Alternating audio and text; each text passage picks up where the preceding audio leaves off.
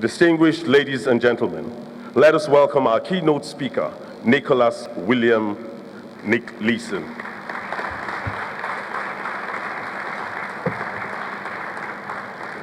The introductions, I suppose I'm going to struggle with, so if I just say very distinguished guests and ladies and gentlemen, it's a pleasure to be here. I'm never sure when I stand up to talk whether people should clap or boo. Thankfully, they don't boo too often, but I did speak at one event at St Andrew's Golf Course in Scotland, and one gentleman stood up in the middle of the room and he started to boo. That gentleman's name, well, he had me at a disadvantage. He knew who I was, I didn't know who he was. So I asked him to introduce himself, and he introduced himself as Sir Gavin Laird. The event was for a big private equity firm in the UK, and everybody had a title, Lord, Lady, Duchess, Duke, and so on. So potentially for me, bringing about the collapse of a 233-year-old, very blue-blooded bank, it was going to be a very difficult dinner for me to talk at.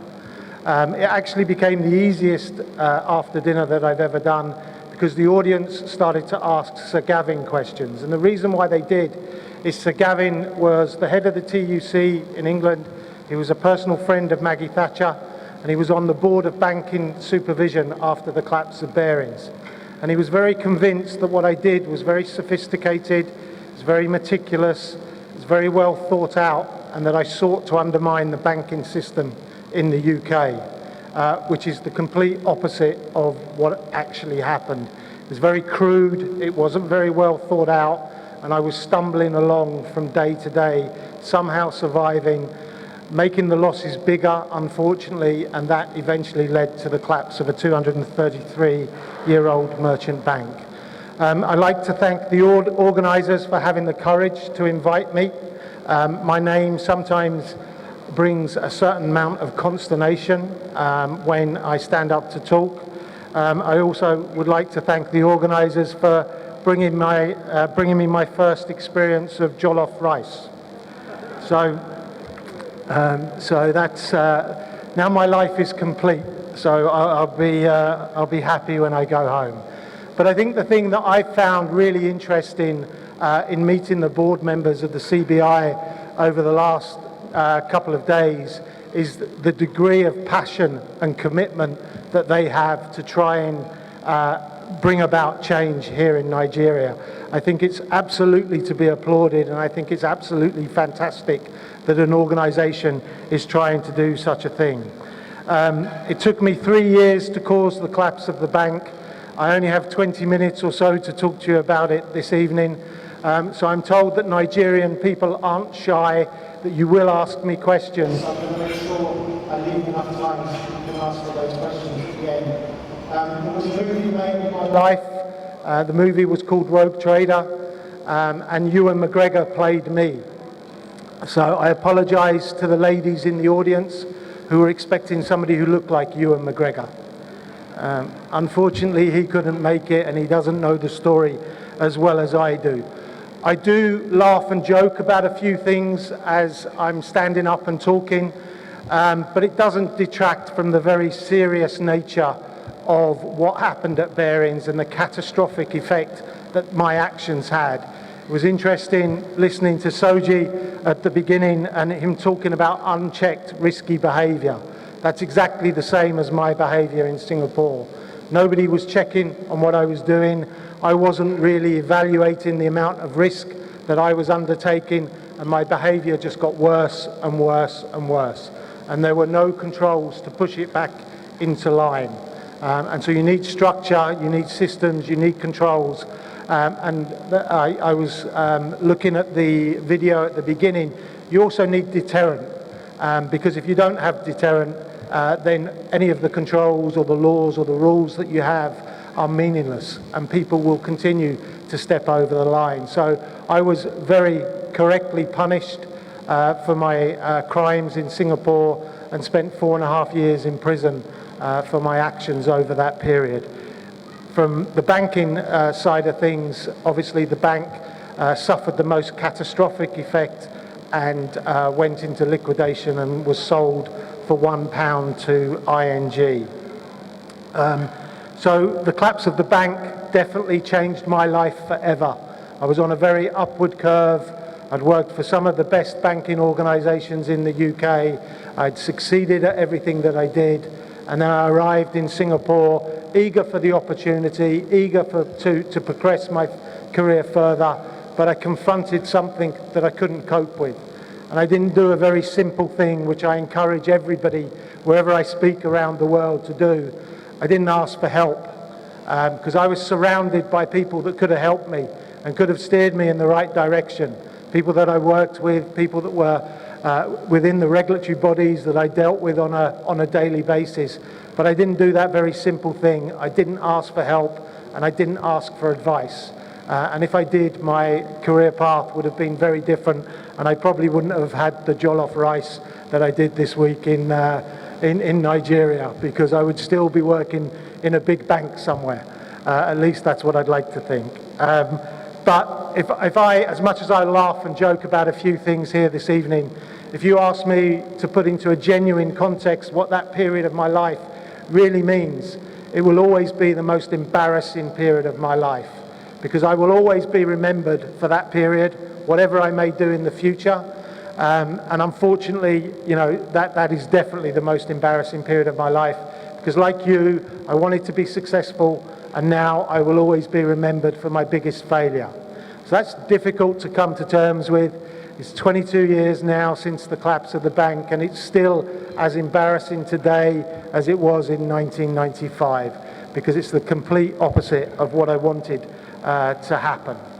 So in coming to speak at your event today, I always try to bring stories that have actually happened to me to the fore, to try and impress upon you some of the messages that I can bring. Some people will take different messages than others, and I don't describe myself as a lecturer or a motivational speaker. I regard myself as a storyteller, and I tell the story as best I can, and organisations and people take the most pertinent messages that they can from there. I spoke at an event in the City of London a number of months ago, and it was for a group of treasurers from all of the major banks in the UK. And at the end of the meeting, one person came over to me who was a treasurer with one of the biggest UK banks. And he said to me, you know, I was really interested in your talk and the messages you were trying to bring, but I've got a real dilemma where I work. I have a mail in my outbox which is addressed to the CEO, because I have some concerns over the activities that were undertaken in our bank. But I'm too frightened to send it. What do you think I should do? And I said, look, I can't tell you what's going on in your bank. I don't want to know. But what I can tell you from a very personal perspective is that whatever decision you choose, it's very easy to get another job. It's not so easy to get another reputation. So be very careful about what you decide to do. And doing the right thing sometimes is very difficult, very difficult. There's every single day of the 3 years that I was in Singapore, I could have put my hand up and told people what was going on. But everybody was buying into the success story. As the gentleman who introduced me said, I was a celebrity within Barings. I was responsible for all of the profit that the bank was making, and people didn't feel empowered to challenge me. And equally so, you know, I was along, the ride was just getting faster as more and more people were buying into the success story. Other banks were trying to employ me. Societe Generale, Lehman Brothers could have had problems far earlier than they did if they'd managed to recruit me. But they didn't. But genuinely, everybody was buying into the success story. My wife and family at home, and I was developing this status in Singapore, both in my domestic situation and in my work environment, where it was very difficult to actually confess to what was going on. Only I knew what was happening. I was building this tissue of lies, but I knew what the reality of the situation was as well. And I wrote a book many years ago about stress, and at the end of I always talk about success, but I wrote this book with a well-known psychologist, And he doesn't use the word success, he uses the word status. And at the end of the first chapter, he ends it with a phrase which says, when an immature person has status, they will do everything, absolutely everything, to protect it. And for me, when I look back at what happened to me during that time in Singapore, that was what I was doing. The status became far too important, and I just couldn't let it go and tell anybody about what was going on. Even when I was arrested in Singapore, or arrested in Germany and eventually sent back to Singapore, I still didn't tell my wife everything that went on during that time in Singapore, because it was too big of a failure, too big of an issue still then at that point for me to deal with. The other thing, with a group of chartered accountants that I do a bit of work for, they talk about the power of one. And it's a concept that they try to bring to the fore with everything that they do within their organization. So I was the one person that committed the crimes in Singapore and eventually led to the collapse of this 233-year-old merchant bank. But equally so, it would have only taken one person to ask a difficult question, to ask me a challenging question, or to refer to somebody in the organization that they didn't think everything was okay. But they didn't do that. There was this aura around me that started to develop without me knowing it, that I was effectively unchallengeable and that nobody was prepared to ask me difficult questions. I don't know why it occurred. It did occur, and it's only with hindsight that I can see that actually happened within the organisation. And it's important that you don't allow that to happen. A number of countries that I talk in, there are, there's often this perception that doing the right thing is perceived as putting you at a competitive disadvantage. The absolute opposite should be true. If you have good, effective systems and controls and good people working within your organisation, that should put you at a competitive advantage. And that's what I think the CBI are partly trying to bring to the fore here in Nigeria. Three things, if I'm asked, what are the three main things that went wrong in Singapore at the time, and you do see them in different countries around the world. I was in South Africa talking last year, and some of these problems are still in existence in South Africa at this time. The communication within the organisation wasn't great. Everybody was operating in silos. Nobody was really sharing information, and there wasn't this effective governance that was needed at the time. There were disparate systems. Everybody was using different pieces of software, and nobody was coordinating that information correctly within one complete system. I'll give you an example. The only day I had a separate piece of software in my office in Singapore that looked after futures and options, the only day that anybody would look at the balance sheet was the last day of the month. So on the last day of the month, I knew that my account balance line had to agree. So we only had two accounts in Singapore. We had a London account and we had a Tokyo account. So add the two together, and as long as it agreed to the account balance line, nobody was going to investigate me any further, because they weren't equipped enough to actually challenge the balance sheet a little bit further than that. So on the last day of every single month, I would sell options, receive the premium, make the account balance zero, and I survived for 3 years doing that, effectively swapping a P&L item, the loss in my 5/8 account, for a balance sheet item. And as long as I could keep selling options, I could have effectively gone on forever. Unfortunately, the bank ran out of money. The bank was a small bank. Barings was only worth the capital base was only £250 million. By the end of 1994, I had 600 million in Singapore.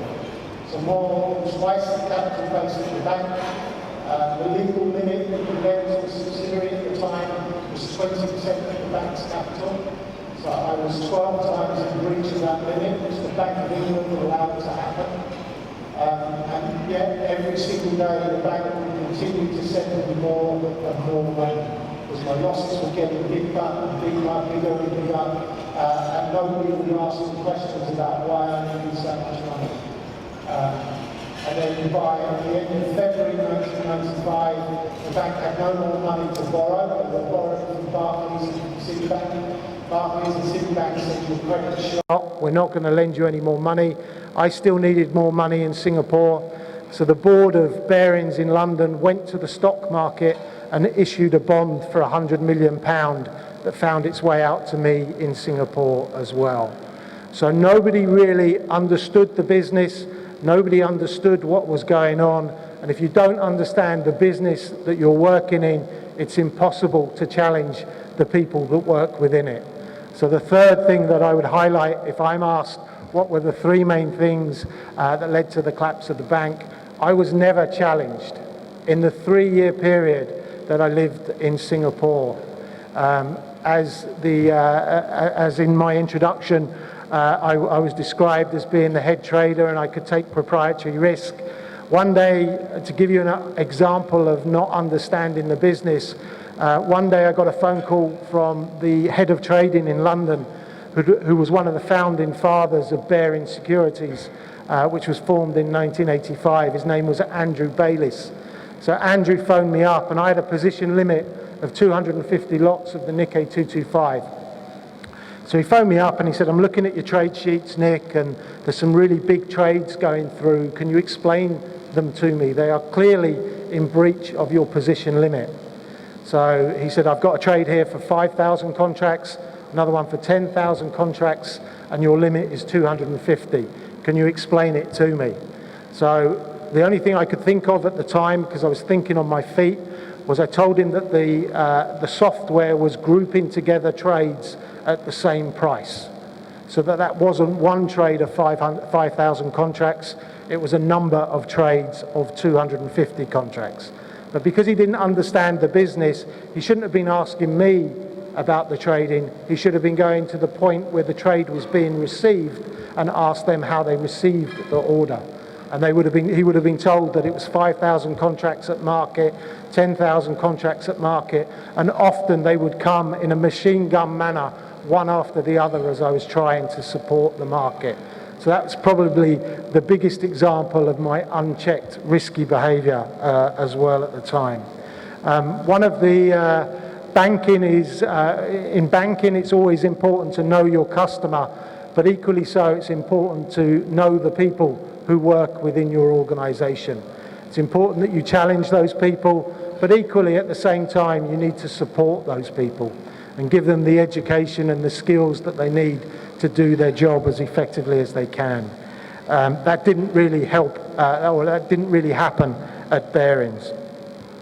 I was asked yesterday, or I was asked a number of months ago when I was in South Africa, and I thought this was a very intelligent question, far too intelligent for me, and I had to think about it. But the question was, why was my ethical compass so narrow? And so I genuinely had to think about it for a while. And I was very blinkered to what was going on in my small part of the organisation. So I wasn't thinking about how my actions were impacting on other people, what was it doing to shareholder value. It was really just about me and the 10 or so people who worked for me in Singapore. So that blindsided me to a lot of the ramifications of my actions that ultimately came to the fore and caused the collapse of Barings Bank. As the other speakers have said, the theme of this evening is prevention is better than cure. I have two stories that, one of them very personal. I suffered cancer, or I was diagnosed with cancer whilst I was in prison in Singapore. I knew nothing about cancer at the time, although my mother had passed away from it a number of years before. Had I known a little bit more, known what the signs were, what I was looking out for, I think I would have been able to prevent it. Unfortunately, or I suppose unfortunately and fortunately, because I'm still here, I had to work on the cure, but prevention is definitely better than cure. When I worked at Barings, there were I'm always called the original rogue trader. There were lots of rogue traders before me. They just didn't have quite as dramatic effects as me on a single banking organisation. When I was never the first person to put a loss into an illegal trading account. And I think whenever you go back to your organizations, and big organizations or small organizations, people are very influenced by what they see and what they hear. So if there is a behavior going on in your organization that is wrong, you need to stop it, because other people will be witnessing it, and the likelihood is that at some time in the future they will do the same. So when I worked at Barings in London, it was commonplace to put trades in error accounts, hold them overnight, hold them for a week, and then try and work your way out of them. You shouldn't do it. You should cut your losses immediately. Everybody knew what the process was, but still it happened. And nothing was ever done about it, because it was warehoused in these accounts for a couple of days. So when it came to my turn to put something into an illegal or into an error account overnight, it wasn't the big step that it should have been. This was what everybody else was doing. Therefore, I could do it. I was going to get away with it. It was only going to be for a couple of days as a maximum. And I might even make money for the firm out of doing it. And that's completely the wrong way. And going back to the point that I made at the beginning, there has to be adequate deterrent both within the organization and within the countries that you live in as well. I expected somebody to catch me every single minute of every single day. I expected that knock on the door, but for 3 years it never came. It didn't come from people who worked in Singapore, board members who were coming through Singapore, looking at what was going on, from the Singapore International Monetary Authority of Singapore, the Singapore International Monetary Exchange, the Monetary Authority of Singapore, the internal auditors, the external auditors. Nobody asked me a decent question throughout the 3 years that I was there. And then what happens is you slowly gain in confidence that you've got longer to try and correct the situation. And my motivation, I never stole any money, I didn't steal any assets of the bank. That wasn't my motivation. My motivation was trying to avoid my failure. And so the longer I could keep this going, the more chance I had of doing that. And you grasp at the smallest positive that gives you a sign that you're going to be able to do it. And there were a few. In May of 1993, after having losses of nearly $20 million, I managed to get the $20 million back. I traded my way out of it. It was on a Friday. I went home that weekend and I thought, that's it, I can start my life again. What I didn't really understand had happened at the time was that because I wasn't managing the trading floor correctly, the guys on the trading floor were making mistakes, and it was also going into my illegal 5/8 account. So when I went back to the trading floor on the Monday morning, the same behaviours started to happen again. It was a loss, went into the illegal 5/8 account, and that just built and built, and ultimately, as we know, resulted in £862 million worth of losses and the collapse of the bank. When I stand up to talk, there's always very different sort of introductions. I spoke in Hong Kong recently, and the gentleman who introduced me, he introduced me as a market commentator, which was really polite but completely inaccurate. I spoke at an event in London, and the gentleman who was introducing me struggled for words when he got close to my name. So he introduced me as that nasty person, Nick Leeson. That may be what he was thinking, but he had to sit with me for dinner afterwards. So I made it particularly uncomfortable for him. The best introduction, though, is always, or was always made by a very close friend of mine who used to introduce me as the only person to write a check and the bank bounces. It's probably the best one, but you know, if you have any others, you can share them with me later on. So I left school at the age of 18. It was 1997, Big Bang era, lots of opportunity. I come from a very working class background. I lived on a council estate in Watford. I wasn't the type of employee or the type of person that you would have expected to see working in the City of London. But Big Bang gave that opportunity to lots of different types of people. I was young, I was ambitious, and I was exceptionally good at my job. Really, really good at my job. You know, I was highly accurate, I was extremely diligent, and I would work every hour of the day to make sure that I completed the tasks that needed doing. And I could guarantee you that if you put me in a room, maybe with 100 other people, I would do the job better and quicker than them. I was that good at my job, and it was acknowledged by the banks that I worked for. I worked for Coutts & Company, which is the Queen's Bank in England. I then went on to work for Morgan Stanley, the big American investment bank. They headhunted me, and then I was headhunted to Barings. And as was mentioned in the introduction, I worked in Japan, I worked in Hong Kong, Indonesia, and I opened offices around Europe and Southeast Asia as well. So at the age of 25, I'd achieved a lot and was definitely on an upward curve. But then when I arrived in Singapore, I confronted something that I didn't deal with particularly well. I froze, I didn't deal with it, and in the act of not dealing with it and freezing, the situation only started to get worse. And unfortunately, as I said to you at the beginning, I couldn't put my hand up and tell people what was going on. So success was the thing that motivated me. I had a huge fear of failure. I'd never really encountered failure up until that time and didn't know how to cope with it.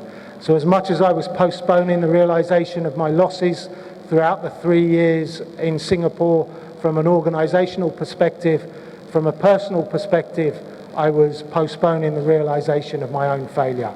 That was the thing I couldn't cope with. But I do believe that you can learn as much from people's failures as you can from their successes, and for that reason I congratulate the organisers in having the courage to invite me. So I was always the first one into the office. I was the last one to leave when I arrived in Singapore. I would often not leave until 4 or 5 o'clock in the morning when I'd managed to complete all of the tasks. 2.5 years later on, when everything was going wrong, I was the last person. I never went to the office. I would go to the trading floor at 8 o'clock in the morning, and I would leave at 1:30 in the afternoon when the trading floor closed. I would turn off my phones. Nobody would be able to contact me, and yet still I was allowed to perpetrate this fraud for another year or so during my time there.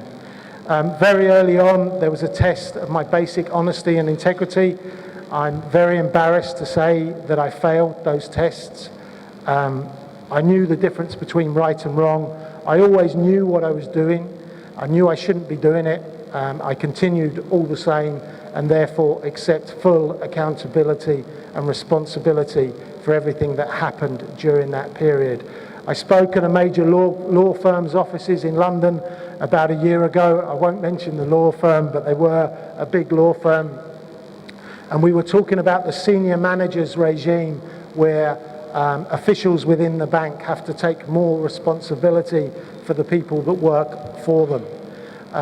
And the debate started about people like me who find themselves in a pressured situation, have an obligation to try and make money, and they started to talk about mitigating factors when prosecuting somebody involved in financial crime. There are absolutely no mitigating factors. So myself and the law firm had a bit of a disagreement. People who work within financial firms are intelligent, they're educated, and they know the difference between right and wrong. Pressure to perform is not an argument for doing something wrong. And yet this law firm, I think they represented a number of the LIBOR rate fixers, and this was their reason for trying to position that there are mitigating factors that need to come into the fore. As I've already explained, I needed a lot of money to keep these positions funded. During 1993 and 1994, the losses started to escalate, and I needed more and more money, and Barings were running out of money. There have been any number of financial scandals since Barings catapulted onto the world stage in 1995. Barings was described as a wake-up call that nobody would ever forget.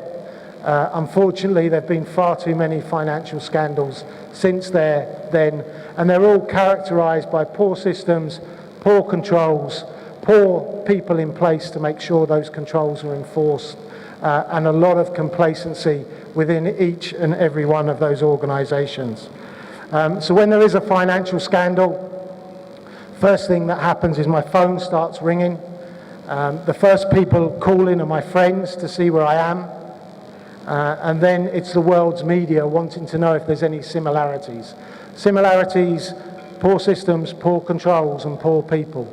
Do I have any sympathy or empathy with the person involved in those financial scandals? No, I don't. You know, as I said at the beginning, people know that they shouldn't be performing these behaviours, and unfortunately they do, and therefore they have to be punished, and I was very rightly punished through that time. There have been a number of financial scandals. Kwaku Adebole, Jerome Kerviel Kwaku Adebole was described as the most sophisticated, by the City of London Police, he was described as the most sophisticated fraudster that they've ever seen. I would suggest otherwise. These frauds are very crude, they're very easy to detect, but people are complacent and they don't enforce the controls and the systems that they have in place to do so. More recently, there were a lot of losses at JP Morgan. JP Morgan have always been at the peak of risk management within the world of investment banking, but still they managed to suffer $9 billion worth of losses with Bruno Ixil, the London whale trader.